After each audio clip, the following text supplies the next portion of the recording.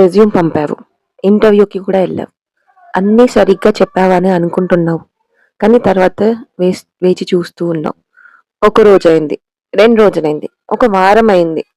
తర్వాత వచ్చిన మెయిల్‌లో ఏముందో తెలుసా? వి రిగ్రెట్ టు ఇన్ఫార్మ్ యూ. అంతే ఇంకా. ఆ ఒక్క లైన్ చదివినప్పుడు లోపల ఏదో కూలిపోతున్నట్లు అనిపిస్తుంది. అండ్ ఆ ఫీలింగ్‌కి ఈ వీడియో. సో, నేను ఈరోజు మాట్లాడుతుంది జాబ్ రిజెక్షన్ గురించి, కెరీర్‌లో నొప్పి గురించి, మరియు అన్నిటికంటే ముఖ్యంగా ఇది నిన్ను డిఫైన్ చేయదు అని చెప్పడానికి మాత్రమే. మన దేశంలో ఒక పెద్ద లై ఉంది.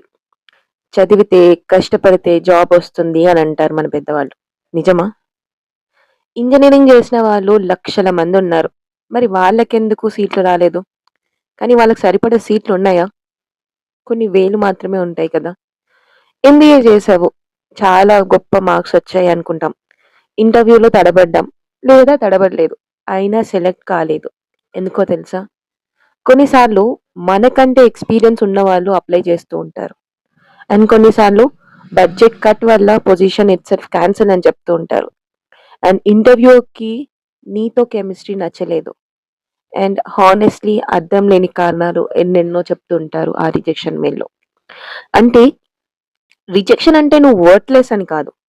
రిజెక్షన్ అంటే ఈ ఒక్క ఆపర్చునిటీ, ఈ ఒక్క మూమెంట్‌లో నువ్వు ఫిట్ కాలేదు అన్నమాట. కానీ మన మనసు అర్థం చేసుకోదు కదా! అస్సలు. ఆ 10, 20 రోజులు. సో, మన మనసు ఏం చేస్తుందంటే రాత్రి పడుకున్నప్పుడు నేను పనికిరాను అని అనిపిస్తుంది. అమ్మ అడిగితే ఏం కాలేదమ్మా అని అబద్ధం చెప్తాం. సో, రిజెక్షన్ దెబ్బ ఒకటే కాదు. దాని చుట్టూ చాలా లేయర్స్ ఉన్నాయి. Comparison layer.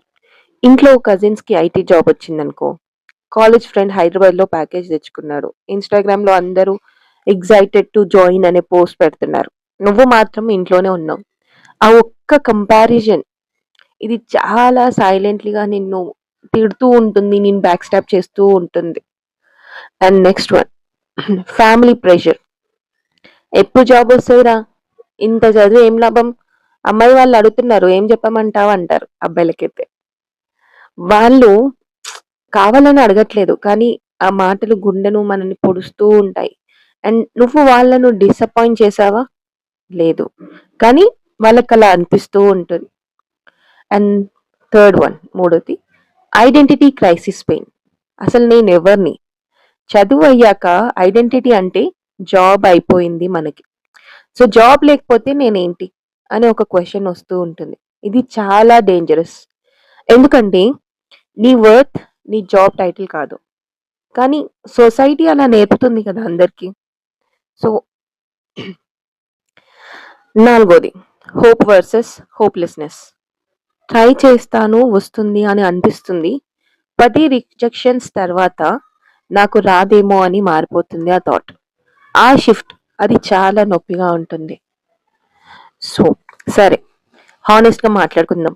రిజెక్షన్ ఎందుకొస్తుంది? సో, ఇప్పుడు మనం 2 రకాలుగా చూద్దాం. మన వల్ల వచ్చేది మనం ఫిక్స్ చేసుకోలేనివి అన్నమాట. ఫస్ట్ రెజ్యూమ్ క్లియర్‌గా లేదు. స్కిల్ గ్యాప్ ఉంది. కావాల్సిన ఉన్న స్కిల్ నీకు లేవు.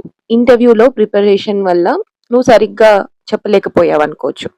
ఉన్నా కూడా నీకు సరిగ్గా చెప్పలేక పరిస్థితి. And communication.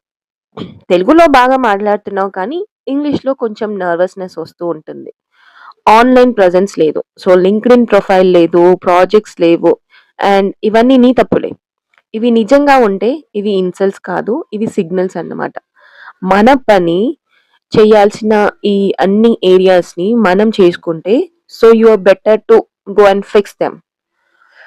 మన వల్ల కాని అండ్ సిస్టమ్ వల్ల వచ్చేవి. So, referral culture. ఇప్పుడు చాలా మంది ఒకరిని కాకుంటే 100 మందిని రిఫర్ చేస్తున్నాడు. వాడికి రిఫరెన్స్ ఉంది కాబట్టి వాడికొచ్చింది. సో, నీకు రిఫరెన్స్ లేదు కాబట్టి నీకు రాలేదు. And economic slowdown. కంపెనీస్ చాలా, చాలా అంటే చాలా వరకు హైరింగ్‌ని ఫ్రీజ్ చేస్తున్నాయి. And quota system. Position already fill అయింది ఇంటర్నల్లీగానే ఇప్పుడున్న అబ్బాయే ఇంకొకతను వేరే ప్రాజెక్ట్ నుంచి ఇక్కడ నుంచి తీసుకున్నాము. సో, ఇట్స్ ఆల్రెడీ ఫిల్డ్ అని చెప్తుంటారు. And last one interviewers bad mood. Seriously ఇది కూడా జరుగుతుంది. ఈ సెకండ్ కేటగరీ వల్ల రిజెక్ట్ అయితే నీ తప్పు ఏమీ లేదు. ఎంటైర్ సిస్టమ్ ప్రాబ్లమ్ అది. నీ ప్రాబ్లమ్ కాదు. కానీ 2 మిక్స్ చేసి నేను పనికిరాను అని డిసైడ్ చేసుకోవడం ఇది చాలా బాధాకరమైన మిస్టేక్ అని చెప్పొచ్చు. అండ్ నీకొక స్టోరీ చెప్తా. రవి అనే ఒక అబ్బాయి గుంటూరు నుంచి వచ్చాడు. ఇంజినీరింగ్ చేశాడు. టైర్ 2 కాలేజ్‌లో క్యాంపస్ ప్లేస్‌మెంట్‌లో ఎవరు తీసుకోలేదు. సో 6 మంత్స్ ఇంటర్వ్యూ మీద ఇంటర్వ్యూ, ఇంటర్వ్యూ మీద ఇంటర్వ్యూ తీసుకొని 23 రిజెక్షన్స్. ఇంట్లో వాళ్ళేమో అడుగుతున్నారు. రిలేటివ్స్ ఏమో పక్క పక్కన కూర్చొని మాట్లాడుకుంటున్నారు. అండ్ నేనొక్కడినే అనిపిచ్చింది అని చెప్పాడు. కానీ ఆ 6 మంత్స్‌లో ఏం చేశాడో తెలుసా? రిజెక్షన్స్ తర్వాత ఎందుకు రిజెక్ట్ అయ్యాను అనే మెయిల్ ఉంటది కదా! కొందరు రిప్లై ఇస్తూ ఉంటారు. And so first rejection email వచ్చినప్పుడు నువ్వెందుకు రిప్లై ఇవ్వవు అని కొంతమంది అడుగుతారు. నాకు అక్కడి నుంచే రిప్లై ఇయ్యాలనిపించలేదు అని చెప్తూ ఉంటారు. కానీ we have to. Why they have rejected us? So వాళ్ళు కొంతమంది రిప్లై ఇస్తే your SQL is weak, communication needs work, no real projects అని వచ్చాయన్నమాట. రవి ఆ ఫీడ్‌బ్యాక్స్‌ని తీసుకున్నాడు. ఆన్‌లైన్ కోర్సెస్‌లో అండ్ జాయిన్ అయ్యాడు. 2 ఫ్రీలాన్స్ ప్రాజెక్ట్స్ చేశాడు. అండ్ లింక్డ్ఇన్‌ని అప్డేట్ చేసుకున్నాడు. అండ్ దెన్ సెవెంత్ మంత్‌లో ఒక స్టార్టప్‌లో జూనియర్ డెవలపర్‌గా జాయిన్ అయ్యాడు. సాలరీ తక్కువే.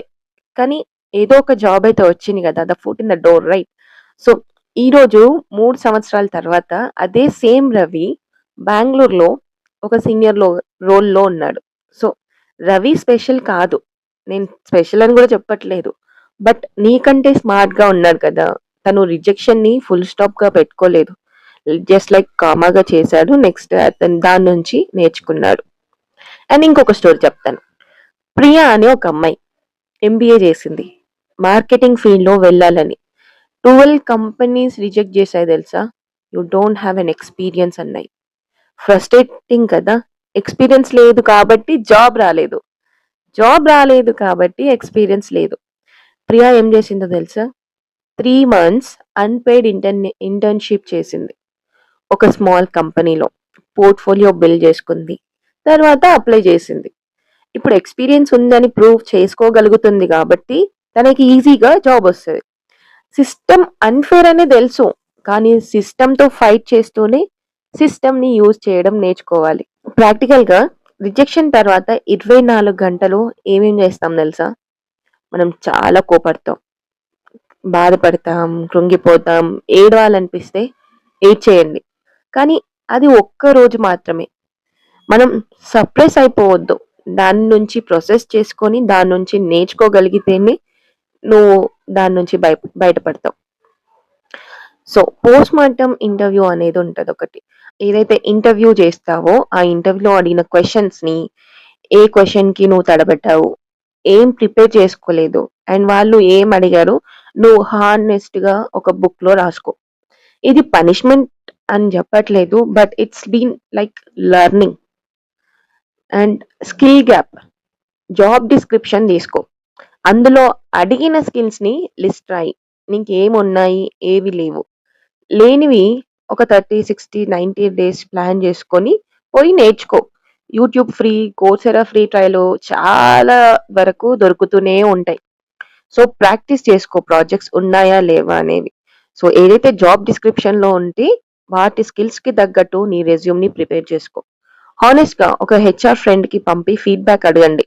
లేదా ఆన్‌లైన్ రెజ్యూమ్ రివ్యూ కమ్యూనిటీస్ అని ఉంటాయి. సో, వాటిలో కూడా మీ రెజ్యూమ్‌ని అప్డేట్ చేసుకొని ఎంత పర్సెంటేజ్ ఇస్తుందో చూసుకోండి. అండ్ నెట్వర్క్ బిల్డ్ చేసుకోవడం చాలా, చాలా అంటే చాలా పెద్దది. సో, జాబ్ బోర్డ్స్ మాత్రమే చూడకండి. లింక్డ్ఇన్‌లో మీ ఫీల్డ్‌లో పనిచేస్తున్న వాళ్ళకి కనెక్ట్ రిక్వెస్ట్ ఆర్ ఇన్వైట్ పంపించి అండ్ షార్ట్‌గా, హానెస్ట్‌గా మెసేజ్ రాయి. నేను ఫ్రెషర్‌ని, మీ ఎక్స్‌పీరియన్స్ నుండి నేర్చుకోవాలనుకుంటున్నాను. అంటే చాలా మంది రిప్లై ఇస్తారు. ఆల్టర్‌నేటివ్స్ ఎక్స్‌ప్లోర్ చేసుకో.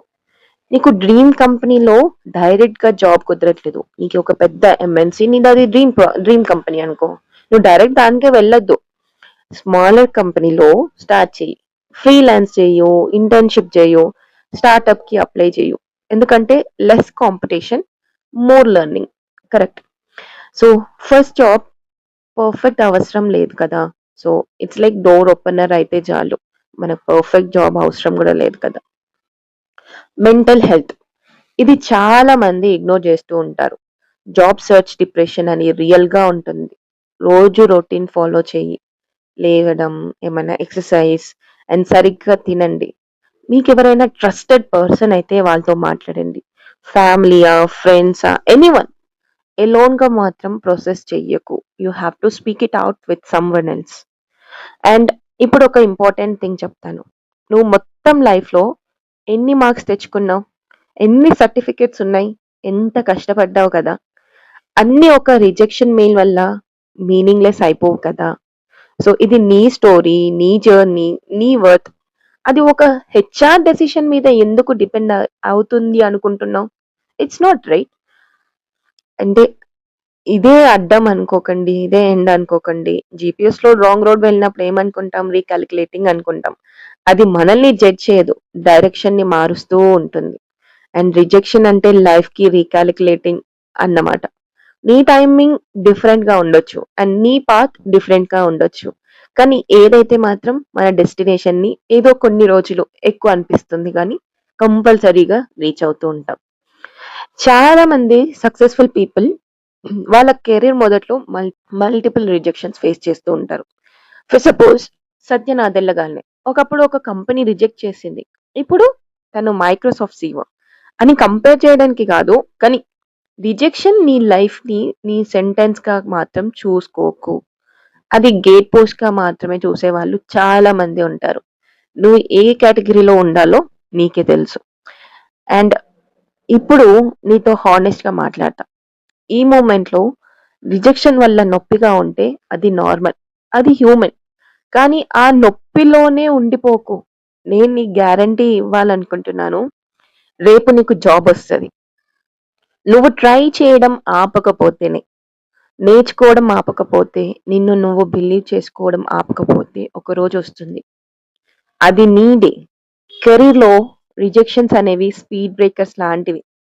అవి మన జర్నీని కొంచెం స్లోగా చేస్తాయి తప్ప, మన డెస్టినేషన్‌ని మాత్రం ఎప్పుడూ ఆపలేవు.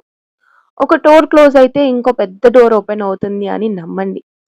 ఈరోజు మీరు ఏడుస్తూ ఉన్న ఆ రిజెక్షనే రేపు ఒక పెద్ద ఎంఎన్‌సిలో ఒక మంచి పొజిషన్‌లో కూర్చున్నప్పుడు చాలా చిన్నదిగా అనిపిస్తుంది. Just keep pushing forward.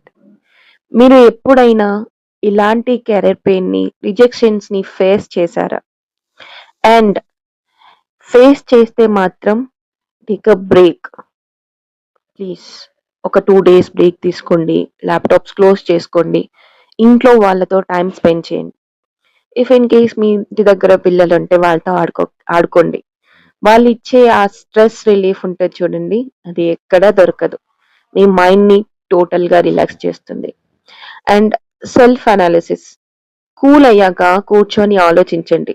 ఇంటర్వ్యూలో ఎక్కడ తగ్గాను? ఈ మధ్య కొత్త టూల్స్ ఏమైనా వచ్చాయా? ఆటోమేషన్‌లో ఇంకా బెటర్ ఫ్రేమ్‌వర్క్స్ ఏమైనా నేర్చుకోవాలా? నోట్ చేసుకోండి. అప్‌స్కిల్ అవ్వండి. టెక్ ఇండస్ట్రీలో లెర్నింగ్ ఎప్పుడూ ఆగిపోదు. రోజు ఒక 1 అవర్ కొత్త విషయాలు నేర్చుకోవడానికి టైం పెట్టుకోండి.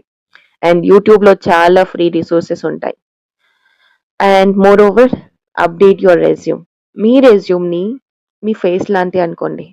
మీరు చేసిన ప్రతి చిన్న ప్రాజెక్ట్, ప్రతి యూజ్ కేస్, హ్యాకథాన్స్ లాంటివి ఏమైనా పార్టిసిపేట్ చేస్తే అవి ఖచ్చితంగా హైలైట్ చేయండి. అది మీ ప్రొఫైల్‌కి చాలా వెయిట్ యాడ్ చేస్తూ ఉంటుంది. కింద కామెంట్ సెక్షన్‌లో మీరెలా ఫేస్ చేశారు అండ్ మీరు ఎలా ఓవర్‌కమ్ అయ్యారో నాతో షేర్ చేసుకోండి. మీ స్టోరీ ఇంకో 10 మందికి ఇన్‌స్పిరేషన్‌గా ఉంటుంది. అండ్ ఈ వీడియో మీకు హెల్ప్ అయింది అని అనుకుంటే, ఈ టాపిక్ మీద ఇంకేమైనా డౌట్స్ ఉన్నా, లేదా ఇంకో స్పెసిఫిక్ టాపిక్ మీద వీడియో కావాలి అన్నా నాకు కామెంట్స్‌లో చెప్పండి. వీడియో నచ్చితే లైక్ చేయండి. మీ ఫ్రెండ్స్‌తో షేర్ చేయండి. మరియు మన ఛానెల్‌కి సబ్స్క్రైబ్ చేసుకోండి. మళ్ళీ ఇంకో మంచి వీడియోతో మీ ముందుకొస్తాను. Until then stay positive, keep learning and keep smiling. Bye by.